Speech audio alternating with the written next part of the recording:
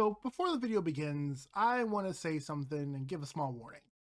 About halfway through this whole project, my microphone had troubles. I couldn't figure out what was going on for the longest time. I did eventually fix it, but it did lead to the problem where half this video is not as good audio quality in the voice department. Thought about re-recording everything, but this project's already taken too long, and re-recording everything and re-editing everything would add a few extra days. Don't worry, you'll know when things go bad. Without further ado, let's get to the video. In 2001, brothers Andrew, Ian, and Paul Gower worked together to create a browser-based MMO. It was a small project with a limited graphical style and very simple goals and gameplay. Eventually, they formed as the company JagX and created what became known as the longest-running and biggest free MMO in history, with over 320 million accounts made and over $1 billion earned. This game, known today as RuneScape. How did this game get so big? And if it was so big, why did people want to go back to an earlier time?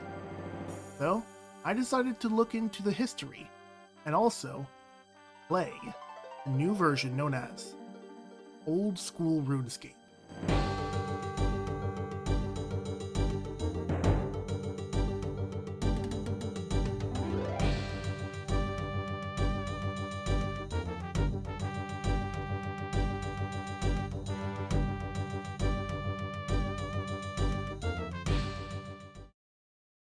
So if RuneScape was so big and popular and still going on today, why does old school RuneScape exist? Why do people want to play an older version of a game that's currently out?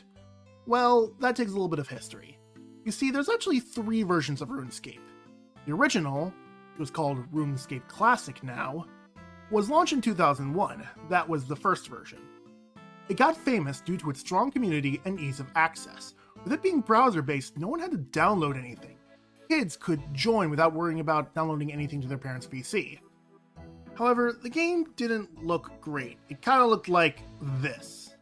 And while it does have its charm, it definitely wasn't something that was going to last forever. I mean, look at that UI. Ugh. As player numbers grew and money needed to be made, they decided to update the game. This version became known as RuneScape 2, but is officially called RuneScape. The older version was just renamed Classic. I've thought about playing RuneScape Classic, but it closed its servers back in 2018 due to increasing bugs and lack of support. Now, while RuneScape 2 was beloved by many, a problem began emerging as time went on. Like any online game, player retention was important. Not only did they make money off memberships from paid people, but even from free people who were playing without having to pay a dime, they were usually getting ads in the in-game launcher. To increase player retention and keep people from getting bored, updates had to be made. However, as the years went by, the game started moving farther and farther away from its classic systems. The things that people loved were slowly but surely being changed over the many years. With a new direction coming with a new version of the game called RuneScape 3 coming out soon that seemed to be very different from the old version, people were starting to miss the old age, and players started leaving the game because it just wasn't the same anymore. So in response, the creators began making a poll on February 2012. The poll was simple. Did people want the old RuneScape 2? Not the classic version, but the 2007 version, after they found a copy of the game during that time. Over 450,000 votes later, Old School RuneScape would launch. The game came out to paid members only 7 days after the poll was made, and eventually got to free players in February of 2015. What fascinates me about this game in particular is simply how big it got comparatively. I mean, heck, even the creators didn't think it would last more than a year as they thought nostalgia would wear off. They didn't have any more than a handful of people running the whole game. But it got big. Like, currently, based off last known numbers, it's even have more players than the RuneScape 3 version, which has been plagued by the occasional microtransaction problem. The occasional, I mean, pretty major. But how did the game sort of succeed in this way? I mean, shouldn't the nostalgia wear off? I mean, it's the same game at the base. Well, they did add more features. They made sure to do it in a way that would work for the player base. They created polls. Now, polls were not uncommon in RuneScape, but this whole system of updates would be based on it. Rather than release development logs, they would release in-game polls. You can only join if you're at a certain level. The only way a new feature would be added, for the most part, would be when added to the polls, and it passes with a large margin. Currently, the percentage you have to get to say yes to it is 70%. And if they hit the approval with the right circumstances, it will be implemented. Now, this wasn't a hard system. Sometimes there were some question marks about the poll or some things that needed clarification. But for the most part, that was the rule. And so content was added only based off the rule and the choice of the players. Players who were very interested in keeping the identity of the game the same, because that's why they went to old school RuneScape rather than RuneScape 3. This led to a slow but steady stream of updates and would make sure that the players would be first and foremost aware of what's going to happen and has their permission. However, these were old systems. At the very base, it's still largely the same. I mean, they added some quests, some systems, but at the very base, it's still the same game design that was in 2007. How does it play now in 2024? I aim to figure that out. Hello, class. My name is Alistair Nova. I'm your favorite vampire teacher, and today, and in the future of the series, we are going to be playing old school RuneScape. We're going to see as much as the game has to offer, and see how free-to-play friendly it really is. And let's analyze some of the game design found in it, and look into some of the history. The game is full of rich lore and history, not just from the game itself, but primarily through the players. As many events and figures are part of gaming history in general. The Falador Massacre, Durian, Blue Rose. The game is something rich with history, and I want to look into it as well as look into where the game is right now. This will be a recorded version of my playthrough, with voiceovers occasionally giving fun facts or descriptions of what's going on. Let us see what kind of adventures we can find. So, what am I going to be doing?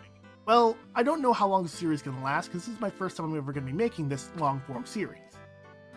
I will say that updates will be very slow, as the game is pretty infamous for how grindy it can be. But that's part of the enjoyment. It's meant to be partially a second monitor game, as far as I'm aware. So, we will be free-to-play friendly. We will be getting as many skills maxed out as possible. And for the ultimate goal, I want an Infernal Cape. Status symbol that's existed in the game for years. While there is a few more harder challenges, it's definitely one of the toughest. I thought that was a good way to do this. So how do I get free-to-play friendly if there's a membership tier? Well, here's how it works. While the game is generally free-to-play and very accessible, some of the skills are just outright locked unless you are a paid member. The game features 8 skills that are locked unless you're a paid member. Agility, Construction, Farming, Fletching, Herb Lore, Hunter, Thieving, and Slayer.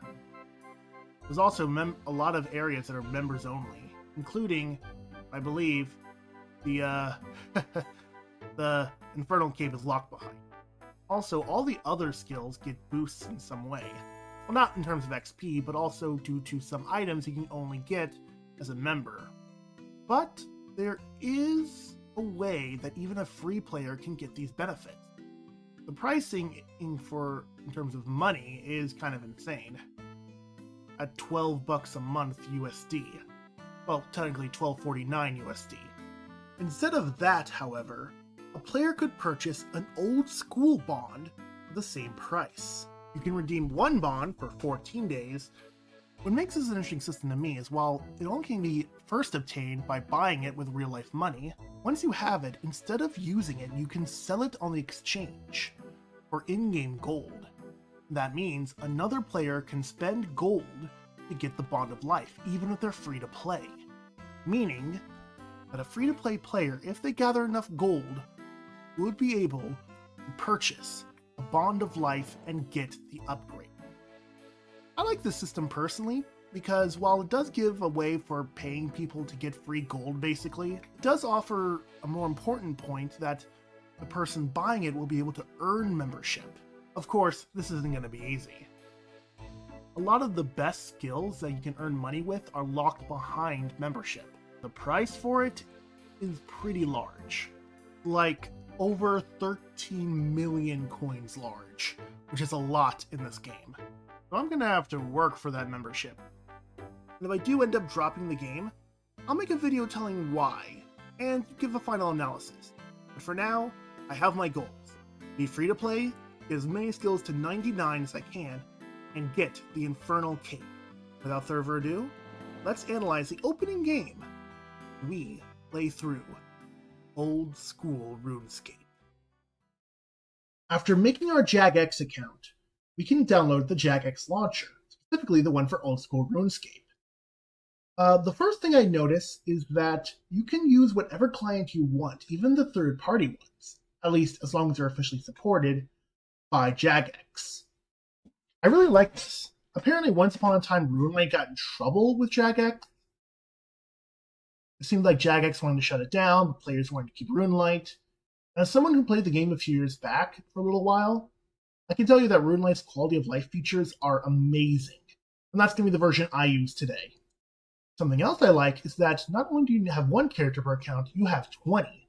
At least that's how much I saw was available when I was making my character. I did try to make it creator briefly to see if this would work, and just dip my toes back in, look around for a second, and make sure I can record this. So here we are. We'll be making a new character for this. We just gotta set it in a no-name set and play the game. There is pure nostalgia here. Like, I never was big on the game beginning, but man, listen to that music, and that screen too. Of course, when I try to join a world, I can't. Uh-oh. Yeah, it turns out, while the game has over 100 worlds, most of them are locked unless you have a membership. All the worlds in gold, those mean you can only enter if you have a membership. The ones in silver, you can enter if you're free to play. Also, some worlds have specific limitations, like some worlds need a specific skill level. But I think we'll just be focusing on the very basics. A world with not that much people in it, set in the US. So let's go ahead and go to a whole new area.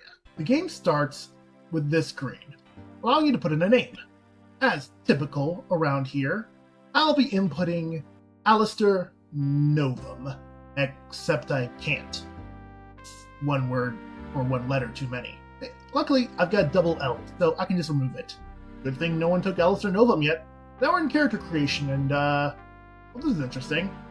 The game definitely has a very unique art style, yet it's somehow old but timeless, if that makes sense. I wish there was something like a randomizing feature, but for the most part, it's pretty good. I do like just how creative they got with some of the design. Like, it's a very simple character, but you can put a lot of personality into it. After a while, I finally settled on a look. This is Alistair Novum, or at least what it's going to look like without armor. The game opens up in an area called Tutorial Island. Very, apt name.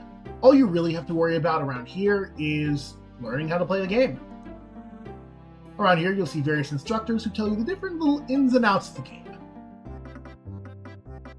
And you can see, luckily, there's an arrow pointing to who you need to talk to. But, reading the text box in the bottom left is also useful. The game is pretty simple movement. Click to move, arrows to move camera, but you can also hold down the middle mouse wheel. We are talking to the guide, who will give us the ins and outs of the basics. Basically, he tells us to look at the settings and then go to the next trainer. You click people to talk to them, and that's about it. The game is very simple. But I have a feeling the more you get into it, the more the mechanics will begin to get complicated. After all, I'm not expecting much complexity from Tutorial Island. Unfortunately, I wish they explained what was in the settings better, but for the most part, pretty good. Wish I knew what PK skull prevention means. I'll figure it out. Like everything else, you click on a door to walk through it. Now, the world is our oyster. Well, rather, the next trainer is our fishing point. So this survival expert will teach us how to fish.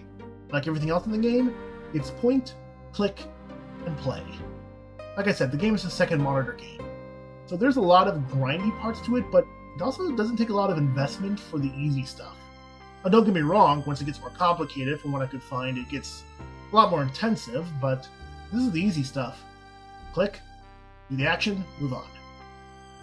And here we are shown the inventory. This is the heart of the game. These 28 slots will never get bigger, there will never be more of them, and the whole game is balanced around having this many slots. We'll see why that's going to be important later. So she gives us a fishing net and tells us to go ahead and grab the stuff. We fish into the pond for shrimp! Now we see why we learned the fishing thing first, so we can move on to other major stuff. And speaking of skills, here they are. There are a total of 23 skills in the game. Now, as I said before, a lot of them are locked behind membership, but we're going to learn how to do the non-membership stuff first. Now, once we have our shrimp, we can talk to the lady again and get an axe. Oh, this lady is definitely sending a message. No, she's teaching us wood cutting. But anyway, we chop a tree, we get the logs, and now we learn about a third skill, fire making. She also gave us a tinderbox. We use the tinderbox in the log.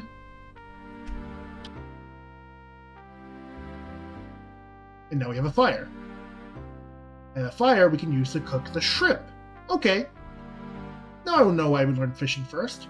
So she can teach us these other 3 skills, namely wood cutting, fire making, and now cooking, using the shrimp. It definitely shows an interesting design choice in this game. I think that it really revolves around. Each of these skills build off each other. Obviously, you can't do fire making without wood cutting, and cooking you need fire making for. In order to get any of that, you need food, and fishing is one avenue. But as we'll see later, there'll be other ones as well. Now we have cooked shrimp. Food in this game is mostly used to restore HP. HP you can see in the top right. Move on from our instructor, and now we're heading to the next one. Now we're talking to the cooking instructor. Yeah, apparently we didn't learn cooking the right way. Or rather, we learned a simple way of doing it. This isn't quite the cooking tutorial, as it is the item combination tutorial. He gave us flour and water, which we combine in our inventory to make bread dough. And with that bread dough, we can put it in the oven and make bread. Cooking was also secretly showing us another mechanic, combining items in the inventory, rather than using an inventory item on the overworld. I like that. Tutorial that's plain, plus a hidden tutorial inside of it. After we're done, we leave out of the back of the guy's house. By the way, you can also click the mini-map, and we're also shown running. By toggling this little button over here, you can choose to run or walk. Now, running takes stamina. Well, running stamina to be specific. And how do you get your running stamina to be better? Well, you increase agility. A membership one. Yeah, I have a feeling I'm going to be pretty slow through this. It's kind of annoying. We enter the house and we learn about quests. Now, these are the heart and blood of the game. The reason you raise skills is to get items to prepare for these quests. Now, obviously, most of the quests are locked behind membership. There are quite a handful that you can get free to play, and I do like how they separate that in the quest log. And now, to show you a little bit of RuneLite. RuneLite is a client, meaning that the game runs through it, but it also collects information and gives it to you in different ways, including world switching, what's your rate of leveling, and how close you are to level, and in particular, this, the quest guide. Now, this is the one thing that gave me a little bit of pause in using RuneLite. In it, it gives you a one-by-one, step-by-step instruction on how to beat each quest. And while if I was going to this game blind, I wouldn't want it, and I would turn it off, because of how it basically points and gives every answer. So playing it a few years ago, I know that some of the quests and puzzles are a little annoying and meant to be more trial and error. so I will be using it, but I'll turn it off if I feel like it. As we open a quest, we can actually see a little bit of information. Here we have the Below Ice Mountain, a quest that is pretty far into the future, but we get some information on it. We get to see where we can go to start it. We can see how difficult it'll be, if it's part of any particular storyline, how long it'll be, and what the year it released was, as well as the requirements for starting it. The game also gives us recommendations. This means that while you can beat it without it, you probably want it. Combat level 15 and level 10 mining. You also have a little bit of a link to show you exactly where it is. I love this. The game is old, so there's bound to be a lot of information already out of the game. So they're just giving it to you, but also in a way that's both convenient for the player, but not too revealing. You know where you have to go to start it, you know what you need to start it, you know how long it's going to take, you know if it's going to be any part of any storyline, you know how difficult it's going to be, and the release year is pretty interesting too. That way you can see if the game was there for a while, or something recently added by the developers. I will say that this is interesting. By the way, quest points you get from beating quests. So we're going to have to beat a few quests before we can even start this one. Now we go under this guy's house for some reason. Enter the next tutorial, Mining and Smithing. We meet this jolly fellow. He gives us a pickaxe, and we use it to mine the nearby ore. We learn that we have to mine both the tin and the copper ore, at which point we go to a furnace and smelt it all together. And this will give us a bronze bar. We take this bronze bar to an anvil, and we use it to make a bronze dagger. Once we have the dagger, we're instructed to go to the combat trainer. Alright, we made a dagger, now let's use it. This guy teaches us melee and ranged combat. He's also a bit of a jerk. He teaches us how to equip our item. You have a bit of an equipment slot area, which is meant to be sort of an extra location for you to work at. Once you have items equipped, it's not in your inventory anymore, thus saving you some space. Awesome, so we use our dagger, and he just gives us a sword and shield. Really kind of wish we'd used the dagger, but fair enough. Now here comes the combat of the game. Now there are some complexities we'll learn about much later. But for now, we are given the simplified version. We have 4 different combat styles in melee. We have stab, lunge, slash, and block. We also have auto-retaliate on, which basically means if something attacks us, we attack it. Every weapon is good at a specific type of thing, usually having points in slash or points in lunge. And once again, it goes back to skilling. Stabbing raises your attack stat, thus giving you better access to better weapons, as well as more accuracy with weapons, because there is a miss mechanic. Lunging and slashing builds strength. Strength is what determines damage, rather than attack's accuracy. Block, however, trains a third skill, defense. This can determine what kind of armor you can wield. So, when you're trying to train something, you really want to use the skill that matches the weapon. Like most of the things in the game, you go forward, and you click the thing to attack it. And then you're in combat. It's an HP game. However, there are ways you can manipulate this. Like I said, you could raise your stats, or you could eat food to rest raising your HP, and there's some other tricks you can do later on that we'll discuss. What makes it somewhat interesting to me is that it's a bit of a mind game. How much HP does an opponent have? Can you beat it? Can you run from it? That brings in the stamina bar. Even though the game is simple now, I can see that as I face bigger and bigger opponents, more complexities are going to be added. The simpler a game is, the more room it has to grow. So we talk to the guy again, and he gives us a bow and arrow. Well, a bow and many arrows. Once again, we equip the bow and arrow, which takes up both our hands, so no shield. Oh hey, another guy. I guess he's also going through Tutorial Island. I guess since we're both playing on the same world, I can see him even on Tutorial Island. Cool. Remember, this is an MMO. But now with our bow and arrow, can now attack our enemies even through the cages. Okay, that's kind of cool. I like the bow and arrow a lot. As we're done with it, we can move on. However, there is something I want to point out. When you ask him to recap everything, there'll be a new thing added. A new tutorial about wilderness.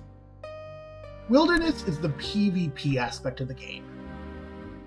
Wilderness is an area, or areas in the game, that if you enter it, you get a risk of being attacked or attacking. But there's usually some of the best loot in the game then, so you have to take the risk. The deeper you go into the wilderness, the higher range of enemies can attack you. This is your combat rating.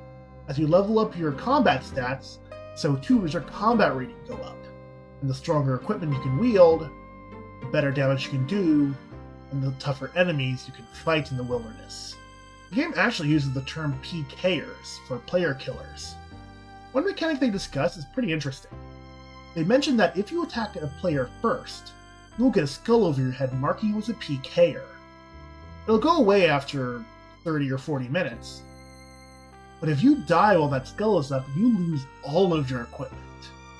So if you attack another player, there is risk. More risk for you than them. They have to be around the same level as you. I can tell going to the wilderness is going to be fun. But hey, I'm never one to shun a new game type. Alright, we exited the area, and now we're introduced to the bank. The bank is our only saving grace against all of the problems we got going on with our inventory. The inventory is kept limited, and that's a purposeful design. But if you want more items, you can just store them in your bank. Free-to-play players get 400 slots, while members get 800. While that seems a little unfair at first, the more I thought about it, the more it made sense. As a free-to-play player, I won't be able to get as many items as a member player does, so I guess I'll need less inventory. So we're just going to go ahead and take the 25 gold in here. All I need to is 1,000,000x this, and I will automatically get a membership. Good luck. This is where we learn about polls and how the game operates. I've already discussed polls in the beginning because it's essential to how the game's development works, but this is what it looks like. This is what it looks like when there's a poll going. When we're done with that, we get to meet in another tutorial. Not about any skills again. This guy is going to teach us about our account. We'll also mention account security, which is a pretty major thing to talk about. A lot of people got their first taste of cybersecurity through RuneScape, because the creators were very big on preserving player accounts. People could lose quite a lot if their account got hacked. So he gives us some basic information on accounts, friends list, world switching. World switching is going to another world. Maybe that item you've been looking for is respawned over there. Maybe the ore regenerated over there, but not here. So world switch to gather materials. And now we're about to learn about prayer, one of the big things of combat. I'll go into it in detail more later, but for now here's the basic tutorial. Thanks to this brother here. We are given a prayer list. As we are only level 1 prayer, we can only get so much from it. Only one prayer ability. Prayer we turn on, and it costs prayer points. To restore your prayer points, you can do stuff like praying at an altar or drinking a prayer potion. If your prayer runs out, you lose the boost. Now, some of the later ones we can get is going to define a lot of how the game is played. But we'll move on to that later. What I like about prayer is that it doesn't level the same way as other things. Rather than using the skill to level it up, as you defeat enemies, you can get their bones. And by burying the bones, which is an option in inventory you can do anywhere, you can automatically get prayer EXP. The better the bones, the better the XP. Although it's kind of ironic that the holy skill is leveled through, violence and killing and massacre and skinning. But that's neither here nor there. But we just have a couple of more people to talk to. We once again leave. We're just going to walk by this guy real quick, but talk to him later, and talk to the magic instructor. Now this is where part of RuneScape comes in. We have a spell book as well as a prayer book. Like the prayer book, this is a list of spells we can cast. In order to cast the spells, we need runes in our inventory. By having the right number of runes, we can cast a spell, using up the rune. So you have to grind out the runes and craft them And rune crafting is another class. So you have to grind out the runes, level up rune crafting to get the runes to level magic, and unlock more spells to help level magic again, and so on and so on. Now one last thing before we go. This feature was not in the original game, but was added over time. This is Iron Man, a game mode. Iron Man is pretty simple, but you can select to become an Iron Man on Tutorial Island, with multiple levels. There is Normal Iron Man, Hardcore Iron Man, as well as Ultimate Iron Man. There's also a group Iron Man version of each level. What are the rules? Basically, as an Iron Man, you stand alone. You cannot trade with other players, and for the most part, you cannot get anything from the Grand Exchange. The only exception being, luckily, the old school bonds. You can't sell them, but you can buy them. That's the basic Iron Man rules. A hardcore Iron Man is another level up. Basically, you have one life, and if you die, you just lose the hardcore status. Yeah, you don't actually lose the character, you just lose the status. And then all your data is sent to a leaderboard. I like how it doesn't punish you by deleting your account or something, but it does give you a pretty good shot. But there is bragging rights for getting farther, so some people who might be really serious about the game could delete their account and start over to try to get a higher score on the leaderboard. Ultimate Iron Man, however, is masochistic. You can't actually be able to access your bank. Yeah, no, I'm not going down that path. But I am going to go into Iron Man. I'm going to do a hardcore Iron Man run. Now, here's my mentality behind this. Once you're off Tutorial Island, you can never switch up. You can't go from a regular player to an Iron Man player. You can't go an Iron Man player to a hardcore Iron Man player. But you can go from a hardcore Iron Man to a regular Iron Man, the regular Iron Man to a regular account. So if later I regret my decision, I can just go down. I can easily remedy it later. And hey, could be a fun little challenge. See how far I get. So we're going to select to become Hardcore Iron Man. Kind of interestingly, I think because of how much valuable an Iron Man account is, they insist on you making a bank pen. I'm not going to share what I made, but I do like the system they have. I'm not going to show you actually what happens next if you click one, but it does shuffle around the position and the numbers. I guess this is so bots don't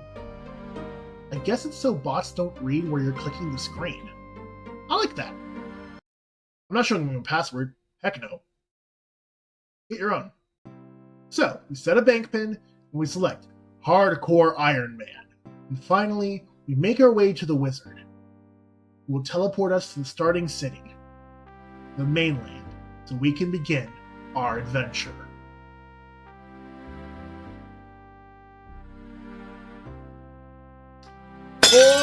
Not now, though.